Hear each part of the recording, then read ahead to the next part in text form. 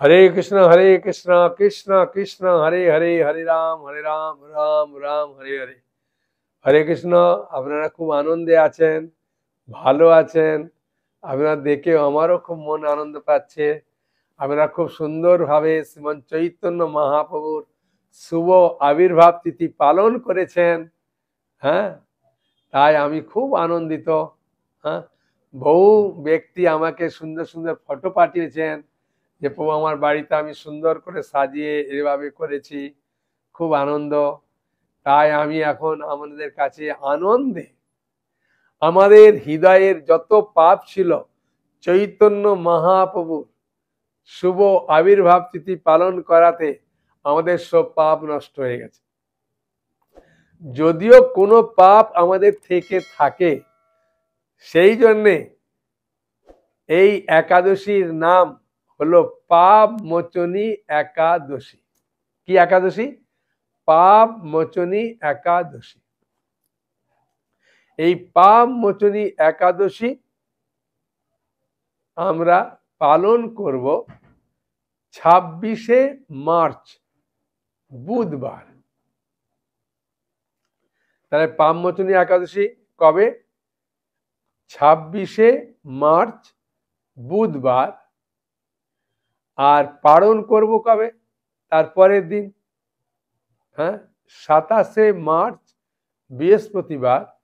হ্যাঁ, 5:34 থেকে 9:39 মধ্যে পালন করব।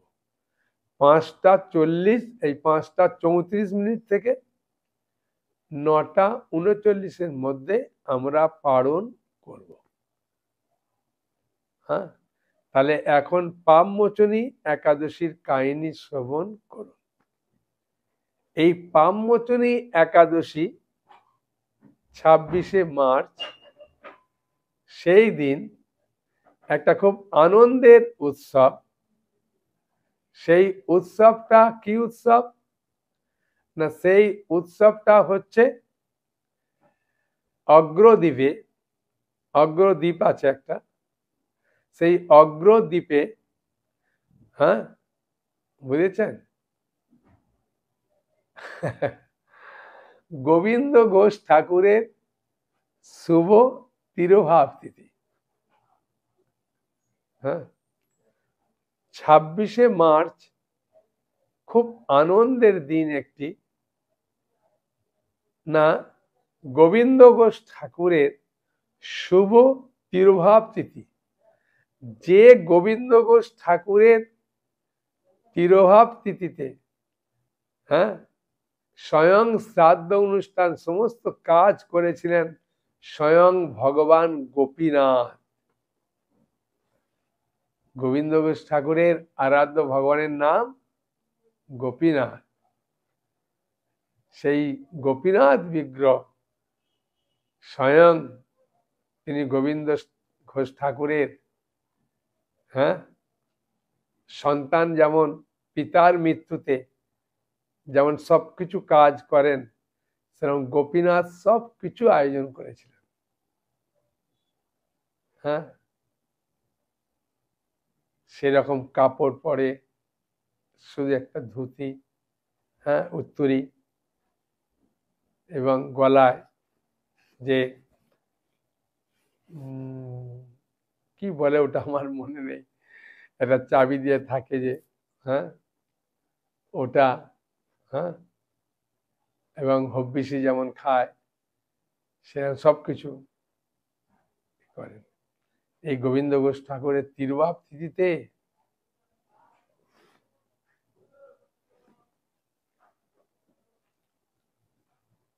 খুব আনন্দের দিন। এই 26শে মার্চ যেমন পাপ মোচনী একাদশী, ওই দিনই গোবিন্দ ঘোষ ঠাকুরের শুভ তিরোভাব তিথি। স্বয়ং ভগবান গোবিন্দ ঘোষ ঠাকুরের এই তিরোভাব তিথিতে শ্রাদ্ধ অনুষ্ঠান পালন করেছিলেন। এর থেকে আনন্দের বিষয় কি আছে? হ্যাঁ, বুঝেছেন? এর থেকে আনন্দের বিষয় কিছু আছে? স্বয়ং তিনি পালন করেছেন। লক্ষ লক্ষ লোক আসে, কোথা থেকে আসে কেউ জানে না। গোপীনাথকে দর্শন করে, প্রণাম করে, প্রসাদ পায়, আনন্দে কীর্তন করে। বহু কীর্তনের দল আসে, কাউকে 1 টাকা দেয় না, কিন্তু আনন্দে আসে, কীর্তন করেন। ভগবান যার শ্রাদ্ধ অনুষ্ঠান করেছে তার অনুষ্ঠানে আসবে না তো কার অনুষ্ঠানে আসবে? হ্যাঁ, এটা বর্ধমান জেলার অগ্রদ্বীপে। হ্যাঁ, বুঝেছেন? এখন তো মোবাইলের যুগ, সার্চ করলেই পেয়ে যাবেন কোথা দিয়ে যাবেন, কি ব্যাপার।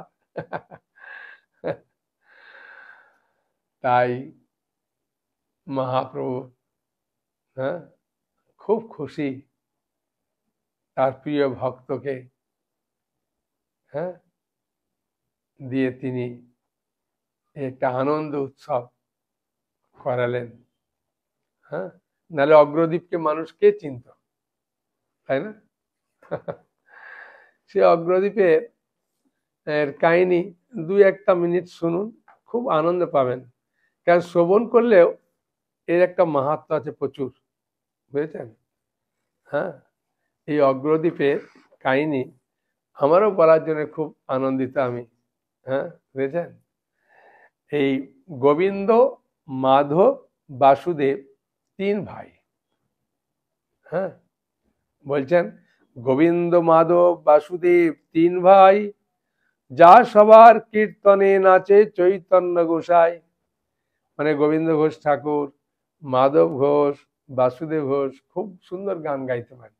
আর এদের কীর্তন যখন হয় তখন মহাপ্রভু স্বয়ং নৃত্য করেন। সবাইয়ের গানে নৃত্য করেন না মহাপ্রভু, এদের গানে নৃত্য করেন, বুঝেছেন?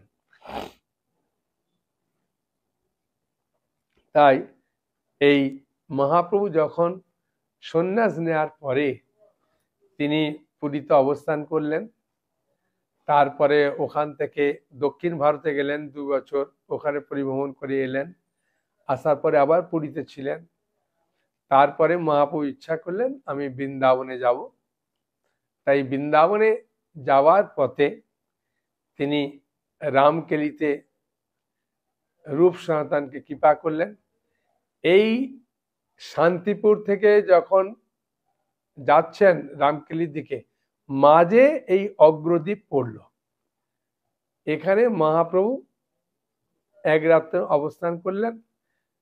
তার দুপুরবেলা গোবিন্দ মহাপ্রভু সেবা করলেন, করার পরে হরিতকি তিনি গ্রাম থেকে আগে এনেছিলেন।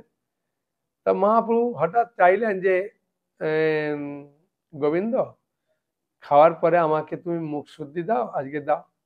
তো সঙ্গে সঙ্গে ওকে বার করে দিয়ে দিয়েছি। তো মহাপ্রভু বললেন, গোবিন্দ, গতকাল তোমার দিতে দেরি হলো, আজকে এত তাড়াতাড়ি হলো? বলছে, প্রভু গতকাল আমি যে গ্রামে আপনি ছিলেন সেখানে আমি গ্রামের ভেতরে গিয়ে কয়েকটা হরিতকি আমি ভিক্ষা করে নিয়ে এসেছিলাম। তা আপনি খাওয়া দাওয়ার পরে চান, দিতে পারেনি, আর না দেওয়াতে আপনার বিশ্রাম হয় না, সেই জন্য আমি আঁচলে কয়েকটা বেঁধে রেখেছিলাম, তাই খুলে আপনাকে সঙ্গে সঙ্গে দিলাম। মহাপ্রভু বললেন, গোবিন্দ, তুমি দেখছি গৃহস্থের মধ্যে সঞ্চয় করছো, যা তুমি গৃহস্থ হয়ে যাও। এখন আপনি বললে বলবেন এ তো মহাপ্রভু সন্তুষ্টি বিধানের জন্য করেছে, তো সঞ্চয় নিজের জন্য করেনি। না, মহাপ্রভু চান যে তার ছেলের মাধ্যমে জগৎবাসীর কাছে একটা লীলা প্রকাশ করব, সেই জন্য তার প্রিয় ভক্তের মাধ্যমে তিনি এসব করেন। তখন গোবিন্দ ঘোষ খুব দুঃখ পেলেন যে প্রভু আমি গৃহস্থ জীবন। বলে কোনো অসুবিধা নেই, করো, এই পরে আসবো। হ্যাঁ, তা গোবিন্দ ঘোষ ওই পাশেই গঙ্গা আছে, হ্যাঁ, অগ্রদ্বীপে। তা ওখানে তিনি কুটির বেঁধে বাস করতেন, গঙ্গায় স্নান করতে যেতেন। তাই গঙ্গায় স্নানে যাচ্ছেন আর দেখছে একটা গায়ে কিছু লাগছে। তখন উনি চিন্তা করলেন ভোরে তো মনে হয় মরা কাঠ লাগছে, তো ওটাকে তুলে ফেলে দিয়েছে। হ্যাঁ, তার পরের দিন রাত্রিবেলা গোপীনাথ সব ভগবান চৈতন্য মহাপ্রভু সামনে দিয়ে বলছেন, হে গোবিন্দ, আমি তোর কাছে এলাম আর তুই আমাকে ছুঁড়ে পাড়ে ফেলে দিলি। বলছে ওটা তো পোড়া কাঠ ছিল। বুঝে না, ওটা পাথর ছিল, দেখ গিয়ে। তখন গোবিন্দ গিয়ে দেখছে, হ্যাঁ পাথর, পাথরটা তুলে এনে রেখে দিয়েছে। তারপর মহাপ্রভু তো রামকেলি গেলেন, রামকেলি থেকে কানাই নার্সারা গেলেন। আবার ফেরার পথে, হ্যাঁ, আবার গোবিন্দ ঘোষ যেখানে ছিলেন সেখানে এলেন। অগ্রদ্বীপে বিরাট বড় আবার উৎসব হলো। তখন মহাপ্রভু গিয়ে বললেন যে ওই পাথরটা কি করলি? বললে পাথরটা পুরো রেখে দিয়েছি। হ্যাঁ, খুব সুন্দর পাথর, আমি বুঝতে পারিনি যে কিভাবে পাথর ভেসে আসতে পারে। আমার কাছে খুব আশ্চর্য লাগলো বাবু, আমি তুলে এনে রেখেছি। বলে এক শিল্পীকে ডাক। সঙ্গে সঙ্গে ডাক মানে শিল্পী চলে এলেন, স্বয়ং বিশ্বকর্মা এসে খুব সুন্দর বিগ্রহ তৈরি করলেন। মহাপু বললেন, এ গোবিন্দ, এর নাম দিলাম গোপীনাথ। ঠিক আছে? হ্যাঁ, বলে মহোৎসব হলো। বললে গোপীনাথের তুই সেবা কর। গোপীনাথের সেবা করতে করতে অগ্রদ্বীপে গোবিন্দ ঘোষ বিবাহ করলেন। তার এক সুন্দর পুত্র হলো, তার নাম রাখলেন গোরাচাঁদ। হ্যাঁ, এই গোরাচাঁদ তিনি অল্প বয়সে এই জগৎ থেকে লীলা করে চলে গিয়েছিলেন। তখন গোবিন্দ ঘোষ খুব দুঃখ পেলেন যে আমার একটা ছেলে তাও কেড়ে নিলে প্রভু। তাই গোপীনাথকে ভোগ টোক দেওয়া বন্ধ করে দিলেন। তো গোপীনাথ সামনে বললেন, দেখ, তুই গোরাচাঁদকেও ভালোবাসিস, আমাকেও ভালোবাসিস, দু নৌকায় পা দিয়ে কি সমুদ্র পার হওয়া যায় রে? তাই তোর ছেলে গোরাচাঁদকে আমি নিলাম। হ্যাঁ, তখন গোপীনাথের কাছে খুব দুঃখ করে কান্না করলেন গোবিন্দ ঘোষ যে প্রভু, আপনার এই বিচার, আমি আপনাকে এত সুন্দর খাওয়া দাওয়ার বন্দোবস্ত করে দিই, ভোগ লাগাই, আর আপনি আমার ছেলেটাকে নিয়ে নিলেন এইভাবে, আমার শ্রাদ্ধ শান্তি কে করবে? তখন গোপীনাথ বলে, কেন চিন্তা করছিস, তোর দুটো ছেলে, গোরাচাঁদ একটা, আমি একটা, আমি করব। তার মানে তুমি তো পাথরের মূর্তি, কি করে করবে? বলছে, আমি ঠিক করব। তুই কেন ভাবছিস পাথরের মূর্তি? হ্যাঁ, পাথরের মূর্তি কি তোর সঙ্গে কথা বলে? তখন গোবিন্দ ঘোষ বলেছে, হ্যাঁ সত্যি তো। হ্যাঁ, তাই ভগবান এই গোবিন্দ ঘোষের তিরুভাবতিতে স্বয়ং শ্রাদ্ধ অনুষ্ঠান করেছিলেন। সেখানে গোপীনাথকে এরকম পোশাক পরানো হয়, খুব সুন্দর বিগ্রহ, যদি কখনো যাবেন, অপূর্ব বিগ্রহ। তা আজকের এই শুভ দিন, এখন আমি পাপমোচনী একাদশী সম্বন্ধে আপনাদের কাছে বলবো কিছু কথা। মন দিয়ে শ্রবণ করুন, খুব ভালো।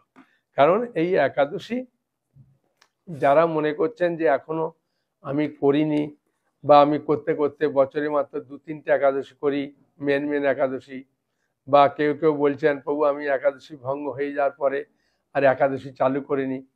তাই মহাপুর জন্মদিনের পরে যে একাদশী, হ্যাঁ, মহাপুর আবির্ভাব তিথি হলো 14ই মার্চ। হ্যাঁ, বুঝেছেন? আর এই একাদশী করবেন 26শে মার্চ, মানে প্রথম একাদশী। হ্যাঁ, মানে মহাপুর জন্মগ্রহণ করার পরে প্রথম একাদশী, পাপমোচনী একাদশী। তো এই একাদশী দিয়ে বহু মানুষ এই একাদশী চালু করে, আরম্ভ করে। হ্যাঁ, এমনকি মহাপ্রভু তার মাকে বলেছিলেন, হ্যাঁ, যে মা, আমি একটা কথা বলবো। হ্যাঁ, তখন মহাপ্রভু কথা শুনে সচিমা বলছেন, বলো মা, বলো বাবা, বলো, কি বলতে চাও? এটা আদিলীলা, আমাদের যে গ্রন্থ আছে না, হ্যাঁ, আদিলীলা, এই আদিলীলা আর 15 অধ্যায়ে আপনি 8 নম্বর শ্লোকে থেকে আমি কয়েকটা পড়বো। এত সুন্দর বাংলায়, দেখুন, অনেকে মনে করে আমি চৈতন্য চৈতামৃত পড়তে পারবো না বাবা, তাই নেব না। এত সুন্দর বাংলায় লেখা আছে, দেখুন, আপনি শুনুন। হ্যাঁ, আদিলীলা 15 অধ্যায়ে, মানে 15 পরিচ্ছেদে 8 নম্বর, 9 নম্বর, 10 নম্বর, এরকম আমি কয়েকটা শ্লোক পাঠ করবো। কত সহজ, দেখুন, সরল সরল। একদিন মাতার পদে করিয়া প্রণাম, পদে মানে পায়ে, চরণে, প্রভু কয়ে মাতা মোরে দেও এক দান। এ কারো বুঝতে অসুবিধা আছে? একদিন মাতার পদে মানে মায়ের চরণে, পায়ে করিয়া প্রণাম, প্রভু কয়ে মাতা মোরে দেও এক দান, আমাকে একটা দান দেবে? তার সচিমা উত্তর দিচ্ছে, মাতা বলে, তাই দিব, যা তুমি মাগিবে, যা চাইবে তুমি তাই দেব। মাতা বলে, তাই দিব, যা তুমি মাগিবে। প্রভু কয়ে একাদশীতে অন্ন না খাইবে, একাদশীর দিনে অন্ন খাবে না। তখন সচিমা বললেন, বাবা নিমাই, তুমি যদি বলেছ, তা আমি একাদশী সুন্দর করে পালন করবো। তখন নিমাইয়ের বাবা কিন্তু জীবিত আছে। অনেকে মনে করে সদবার একাদশী করতে পারে না, তা না, মহাপুর শিক্ষা দিচ্ছে। সচি কয়ে না খাইব, ভালোই কইলা, সেই হইতে একাদশী করিতে লাগিলা। হ্যাঁ, মানে তার আগে সচিমা একাদশী করতেন না, নিমাই বলার পরে করছে। তাই এই ক্লাসটা যারা শুনবেন, শোনার পরে করুন, আরম্ভ করুন, কোনো অসুবিধা নেই। হ্যাঁ, খাওয়ার কথা আমি বলবো, পেট ভরে খাবেন, 4 বার 5 বার 6 বার খান, কোনো অসুবিধা নেই। ওটা পরে বলছি, আগে শুনে নেন পাপমোচনী একাদশী কাহিনী। তাই পাপমোচনী একাদশী আমি চাই সকলে করুন। হ্যাঁ, কারণ আমাদের মধ্যে যে পাপ আছে নষ্ট করার তো সহজ উপায় হচ্ছে একাদশী। হ্যাঁ, তাই ভগবান কৃষ্ণকে মহারাজ যুধিষ্ঠির খুব আনন্দের সঙ্গে জিজ্ঞাসা করছেন যে প্রভু, হে জনার্দন, চৈত্র মাসের কৃষ্ণপক্ষের যে একাদশী, সেই একাদশীর নাম কি, তা মাহাত্ম্য কি, আমাকে কৃপা করে বলুন। যুধিষ্ঠির মহারাজ এই কথা শুনে ভগবান কৃষ্ণ খুব আনন্দ সহকারে বলছেন, হ্যাঁ, হে ধর্মরাজ যুধিষ্ঠির, আপনি ধর্ম বিষয়ক প্রশ্ন করেছেন। এই একাদশী সকল সুখের আধার, মানে সকল সুখের আশ্রয় হচ্ছে এই একাদশী। হ্যাঁ, বুঝেছেন? সিদ্ধি প্রদানকারী, যা কিছু চাইবেন সব পাবেন, এবং পরম মঙ্গলময় এই একাদশীটা। সমস্ত পাপ থেকে নিস্তার বা মোচন করে বলে, দেখুন কি বলছে, সমস্ত পাপ থেকে নিস্তার বা মোচন করে বলে এই পবিত্র একাদশী তিথি নাম হলো পাপ মোচনী একাদশী তিথি। রাজা মানদাতা একবার লোমশ মুনিকে এই একাদশীর কথা জিজ্ঞাসা করেছিলেন। তার বর্ণিত সেই পবিত্র উপাখ্যানটি আপনার কাছে বলছি, আপনি মনোযোগ দিয়ে তা শ্রবণ করুন। মানে ভগবান কৃষ্ণ যুধিষ্ঠির মহারাজকে বলছেন, আর যুধিষ্ঠির মহারাজ মন দিয়ে শ্রবণ করছেন। এখন আমি বই দেখে থেকে পাঠ করছি, হ্যাঁ, আপনারা মন দিয়ে শ্রবণ করুন।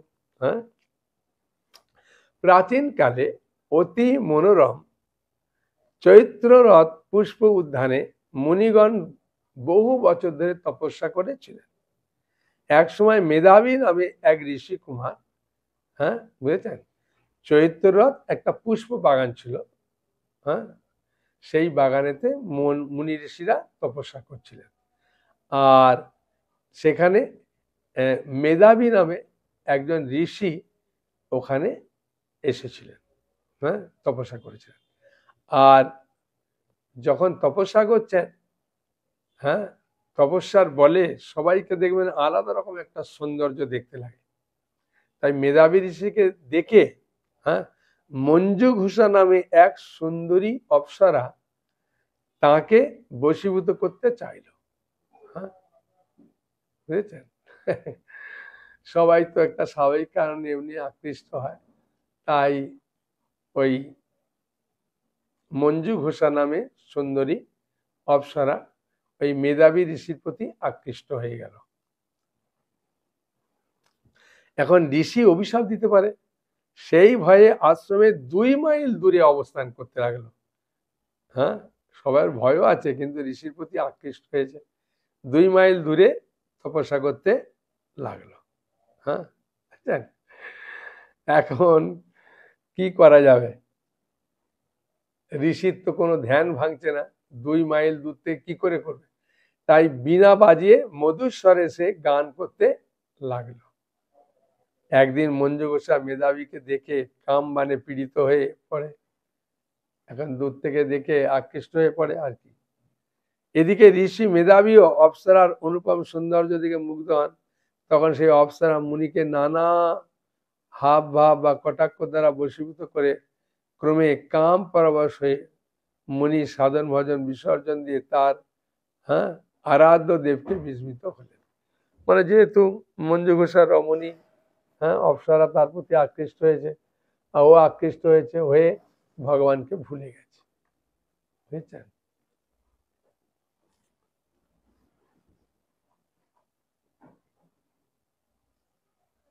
এইভাবে অপ্সরার সাথে কামক্রীড়া মুনি বহু বছর তিনি থাকলেন। মুনিকে আচার ভ্রষ্ট দেখে, মুনির আর নিয়ম কানুন পালন করে না, এসব দেখে মঞ্জু ঘোষা কি করলেন, দেবলোকে ফিরে যেতে চাইলেন, যে আমি ফিরে যাব, আমার এর সঙ্গে ভালো লাগছে না। হ্যাঁ, একদিন মঞ্জু ঘোষা মেধাবী মুনিকে বলতে লাগলো, হ্যাঁ, আমাদের শ্রীশ্রীমৎ হলধর স্বামী মহারাজ বলছিলেন যে এই যতক্ষণ ছেলে মেয়ে বিয়ে করেনি ততক্ষণ ভালো, যখনই বিয়ে করে কিছুদিন বাদে তখন মেয়েটা ছেলের দোষ ধরে, ছেলেটা মেয়ের দোষ ধরে। হ্যাঁ, তো এইভাবে তাদের মধ্যে মনের মিলটা কাটে না, মানে থাকে না। এখানেও দেখতে পাচ্ছি মঞ্জু ঘোষা মেধাবী ঋষিকে দেখে আকৃষ্ট হলেন, আর মেধাবী ঋষির এখন আচার ভ্রষ্ট এসব দেখে তখন মঞ্জু ঘোষা ভাবছে, ভাই আমি একে ছেড়ে দিয়ে কখন পালিয়ে যাবো দেবলোকে। হ্যাঁ, আর ভালো লাগছে না। তাই মঞ্জু ঘোষা মুনিকে বলছেন, হে প্রভু, এখন আমাকে নিজ গৃহে ফিরে যাওয়ার জন্য অনুমতি প্রদান করুন। কিন্তু মেধাবী ঋষি কি বললেন, হ্যাঁ দেখুন, মেধাবী ঋষি বললেন, হে সুন্দরী, তুমি তো এখন সন্ধ্যাকালে আমার কাছে এসেছো, প্রাতকাল পর্যন্ত আমার কাছে থেকে যাও। বুঝেছেন? কতদিন ছিলেন জানেন? 55 বছর 9 মাস 7 দিন ছিলেন। মেধাবী ঋষি কি বলছেন, মাত্র সন্ধ্যাবেলায় তুমি এসেছো, রাত্রির সারা রাত্রি থাকো, সকালে যাবে। তাহলে ইন্দ্রিয় তৃপ্তিটা আমাদের কখনো দূর হয় না, মন থেকে যেতে চায় না। শরীর বৃদ্ধ হলে মন কিন্তু চাঙ্গা থাকে, তাই না? মনের বয়স 24 থাকে। সেই জন্য এত বছর সঙ্গ করার পরেও বলছে সন্ধ্যাবেলা এসেছো, সারা রাত থাকো। হ্যাঁ, আর মুনির কথা শুনে অপ্সরা চিন্তা করছেন, ভাই যদি না থাকি তো অভিশাপ দিয়ে দেবে, আবার তার জ্বালা। সে বলে ঠিক আছে, তাই থাকবো। হ্যাঁ, তাই দীর্ঘকাল অপ্সরার সাথে, ভালো করে দেখুন, দীর্ঘকাল অপ্সরার সাথে মেধাবী ঋষির সহবাস থাকলেও মেধাবীর কাছে তা অর্ধরাত্রি বলে মনে হলো। মঞ্জু ঘোষা পুনরায় নিজ স্থানে গমনের প্রার্থনা জানলেন। হ্যাঁ, মঞ্জু ঘোষা পুনরায় নিজ স্থানে গমনের জন্য প্রার্থনা জানালেন। হ্যাঁ, জানিয়ে কি বলছেন, এখন প্রাতকাল যতক্ষণ না পর্যন্ত সন্ধ্যা বন্দনা আমি সমাপ্ত না করছি ততক্ষণ পর্যন্ত তুমি এখানে থাকো। তাই মুনির কথা মতো, হ্যাঁ, মঞ্জু ঘোষা একটু হেসে তাকে বলল, হে মুনিবর, আমার সঙ্গে তুমি যে সহবাসে ছিলে সে কত বছর অতিবাহিত হয়েছে, তা একবার বিচার করে দেখুন। 55 বছর 9 মাস 7 দিন অতিবাহিত হয়ে গেছে। সেই কথা শুনে মুনি স্থির হয়ে চিন্তা করে দেখলেন যে বাবা, প্রায় 56 বছর হয়ে গেছে। মুনি তখন মঞ্জু ঘোষের প্রতি ক্রোধবশত পরবশ হয়ে বললেন, হে পাপিষ্ঠ, দুরাচারিণী, তপস্যার ক্ষয়কারিণী, তোমাকে ধিক, তুমি পিচাসী হও। অভিশাপ দিয়ে দিলেন। হ্যাঁ, মেধাবীর সাপে অপ্সরার শরীর সঙ্গে সঙ্গে পিচাসী শরীর প্রাপ্ত হলো। তখন সে অবনত মস্তকে মুনির কাছে পাপ মোচনের উপায় জিজ্ঞাসা করলেন। তার মেধাবী ঋষি বললেন, হে সুন্দরী, চৈত্র মাসের কৃষ্ণপক্ষের পাপ মোচনী একাদশী সমস্ত পাপ নষ্ট করে দেয়। সেই একাদশী তিথিটা তুমি যদি সুন্দর করে পালন করবে তাহলে তোমার পিচাসত্বটা দূর হয়ে যাবে। পিতার আশ্রমে ফিরে গেলেন। মেধাবী ঋষিও পিতার আশ্রমে ফিরে গেছে। হে পিতা, এক অপ্সরার সঙ্গ দোষে আমি মহাপাপ করেছি, এর প্রায়শ্চিত্ত কি, তা কৃপা করে আমাকে বলুন। মানে আমরা যখন অন্যায় করব তখন আমাদের সেটা স্বীকার করা উচিত। হ্যাঁ, যার কাছে হয়েছে তার কাছে বা ভগবানের কাছেও বলা দরকার যে প্রভু আমার এখান থেকে উপায় কি। তাই মেধাবী ঋষি তার বাবা মার কাছে দেখুন সত্য কথা বলছে। বাবাকে গিয়ে বললে, আমি তপস্যা করতে গেলাম, এক অপ্সরার সাথেই আমার পতন হয়ে গেল, এখন উদ্ধারের উপায় কি। তখন চবন মুনি বললেন, চৈত্র মাসের কৃষ্ণপক্ষিয়া যে পাপ মোচনী একাদশী, সেই পাপ যদি তুমি পালন করবে তোমার সমস্ত পাপ দূর হয়ে যাবে। তাই পিতার কথা শুনে মেধাবী ঋষি খুব সুন্দরভাবে এই পাপমোচনী একাদশী পালন করলেন এবং তার সমস্ত পাপ দূর হলো। পুনরায় তিনি তপস্যা করতে শুরু করলেন। হ্যাঁ, মঞ্জু ঘোষাও ওই ব্রত পালনে পিতার পিতৃসত্ত্বটা দূর হয়ে গেল এবং দিব্য দেহে স্বর্গে গমন করল। যে যতামাং প্রপদ্যন্তে তাং ততৈব ভজাম্যহম, যে যেভাবে ভগবানের কাছে প্রার্থনা করবে তাকে সেইভাবে দেবে। হ্যাঁ, বুঝেছেন?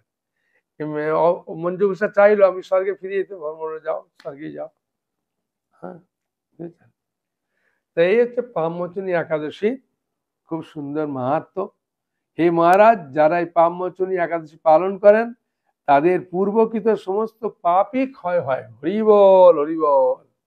আর একবার বলি, হে মহারাজ, ভগবান কৃষ্ণ বলছেন, হে মহারাজ, যারা এই পাপমোচনী একাদশী পালন করেন তাদের পূর্বকৃত মানে আগের জন্মে যেসব পাপ হয়েছিল সমস্ত পাপ ক্ষয় হয়। এই ব্রত পাঠ এবং শ্রবণে সহস্র গোদানের ফল লাভ হয়। বাবা, আমি পাঠ করলাম, ওনার শ্রবণ করলেন, তাহলে একই কত ফল হল দেখুন, সহস্র গোদানের ফল লাভ হলো। এখন মনে প্রশ্ন হচ্ছে, প্রভু আমি তো নতুন, কিছু জানি না, কিভাবে কি করব? না, আপনি তার আগের দিন, হ্যাঁ, মানে 25শে মার্চ মঙ্গলবার রাত্রিবেলা আপনি পেট ভরে খান, ঠিক আছে? ভাত, রুটি, ডাল, সবজি যা পারেন খান। খেয়ে একটা কাঠি দিয়ে দাঁতের ভেতর যেগুলো ঢুকেছে ভালো করে বার করে দেবেন, দিয়ে ভালো করে ব্রাশ করবেন, করে 1 গ্লাস ঠান্ডা জল খাবেন, খেয়ে শুয়ে পড়বেন তাড়াতাড়ি। তারপরে আপনি ঘুম থেকে তাড়াতাড়ি উঠবেন, ঠিক আছে? 4টের সময় ঘুম থেকে উঠলেন, উঠে ভগবানকে 4টে বা 4:30 উঠুন, উঠে একটা ধোয়া বস্ত্র পরলেন, পরে ভগবানকে ফুল, ধূপ, দীপ এসব দিয়ে আরতি করলেন, যেটা আপনার বাড়িতে আছে। ফুল থাকলে ফুল দিয়ে, ধূপ থাকলে ধূপ, হ্যাঁ, প্রদীপ থাকলে প্রদীপ দিয়ে আরতি করুন। হ্যাঁ, আরতি করার পরে তারপর তুলসী মহারানীকে জল দেবেন। তারপরে গীতা, ভাগবত, চৈতন্য পড়ার আগে হরিনাম করবেন। হরিনামটা আগে মেন, হরিনাম করবেন। তারপরে সময় পেলে গীতা, ভাগবত, চৈতন্য যে কোনো পড়ুন। হ্যাঁ, ঠিক আছে? আর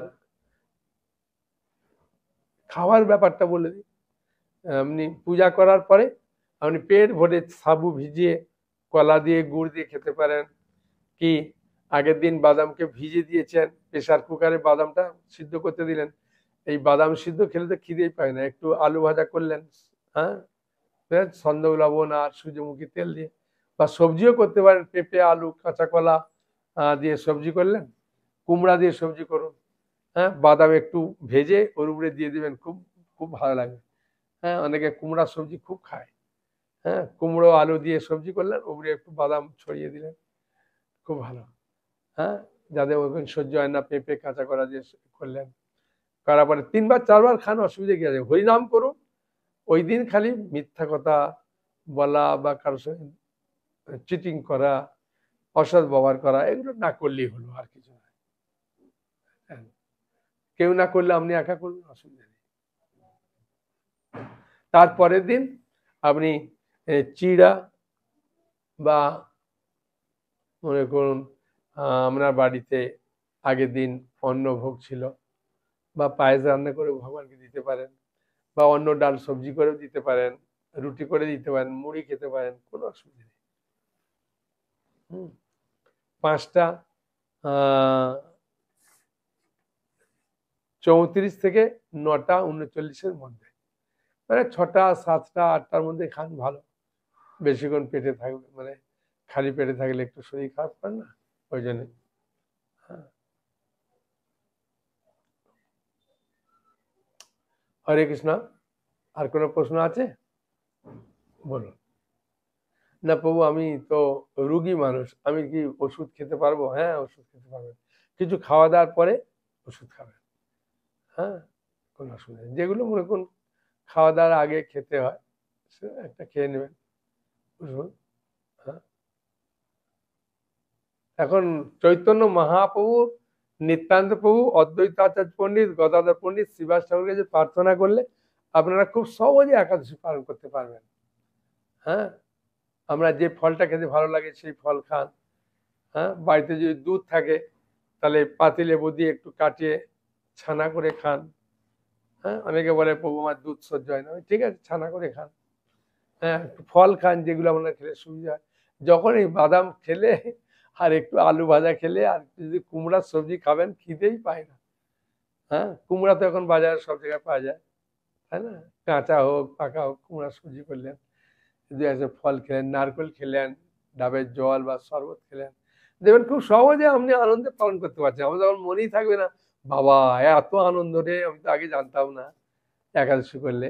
আর করবেন, আস্তে আস্তে দেখবেন আপনার অনেক কিছু বিপদ আপদ সব দূর হয়ে যাচ্ছে। ঠিক আছে, আমি বলতে চাইছি কি, যে একাদশী তিথিটা যদি করবেন, খুব সহজে আপনার বাড়িতে যত অমঙ্গল আছে দূর করতে পারবেন। হ্যাঁ, আপনার অভাব অনটন দূর হয়ে যাবে। আর বড় জিনিস কি, ভগবানের ইচ্ছা, আমি তো সবকিছু করছি না, মাসে তো দুটো একাদশী মাত্র, তাও তো আমি না খেয়ে করছি না। হ্যাঁ, ভগবানকে একটু ধূপ দীপ দিয়ে, তুলসী মানিকে একটু জল দিয়ে পেট ভরে আপনি, যেমন ভাই আমরা বাড়ি থেকে আছে রান্না করে দিয়ে, বা আপনি রান্না করলেন, কোনো অসুবিধা নেই। হ্যাঁ, মনে করে প্রসাদ খেলেন, ঠিক আছে। কারণ কি, এই একাদশীর মাধ্যমেই খুব সহজে ভক্তি পথে যাওয়া যায়। হ্যাঁ, যদি আপনি মনে করেন যে প্রভু আমি তো নিরামিষ খাই না, অসুবিধা নেই, আগের দিন নিরামিষ খাবেন। হ্যাঁ, একাদশীর দিন তো খেতেই হবে, আর দ্বাদশীর দিনও নিরামিষ খান। হ্যাঁ, দেখবেন সমস্ত বিপদ দূর হয়ে যাচ্ছে। আপনি নিজেই আশ্চর্য হয়ে যাবেন যে ভগবানের সেবা করলে, ভক্তি করলে এত আনন্দ পাওয়া যায়, এত কিছু। হ্যাঁ, আনন্দ পাওয়া যায়। মাঝে মাঝে আপনি ইস্কনের যে কোনো মন্দিরে যেতে পারেন। হ্যাঁ, থাকতে পারেন। অনেকে কাছে যদি গৌরী মঠ থাকে, ওর মঠে একাদশী করে, ওখানে যেতে পারেন। কিন্তু শুধু খেয়ে আসবেন না, একটু প্রণামী দেবেন। হ্যাঁ, আশ্রমে গিয়ে শুধু খেয়ে আসা ঠিক না, প্রণামী দিয়ে তারপরে প্রসাদ পেয়ে হরি কথা শুনবেন, হরি কথা শুনে আসবেন। তাহলে বাড়িতে আপনার কাছে গীতা, ভাগবত, চৈতন্য চৈতন্য থাকলে এগুলো খুব আনন্দে পড়ুন। হ্যাঁ, চৈতন্য চৈতন্য তো ডিসকাউন্টে ছিল 2600 টাকা, তখন নিলেন না, এখন তো 3000 টাকা হয়ে গেছে। বুঝেছেন? তা ভালো। হ্যাঁ, আর কোনো প্রশ্ন আছে? হ্যাঁ, বলুন। ওনার মা বাবার শরীর ভালো নয়, মা বাবাকে দেখবেন যতটা পারেন করালে ভালো। হ্যাঁ, একটু গীতা পাঠ, এগুলো একাদশী এসব ব্রতগুলো করলে ভালো। খাওয়া দাওয়া করুক, একবারে বন্ধ যদি মনে করেন আশের উপরেও হয়ে যায়, তাহলে তো বলছে করার দরকার নেই। তবু যদি ওরা ফল টল এসব খায়, ভালো। একাদশী প্রসাদ খেলে ভালো, ঠিক আছে। হরে কৃষ্ণ কৃষ্ণ কৃষ্ণ হরে হরে, হরে রাম রাম রাম হরে হরে, হরি বল।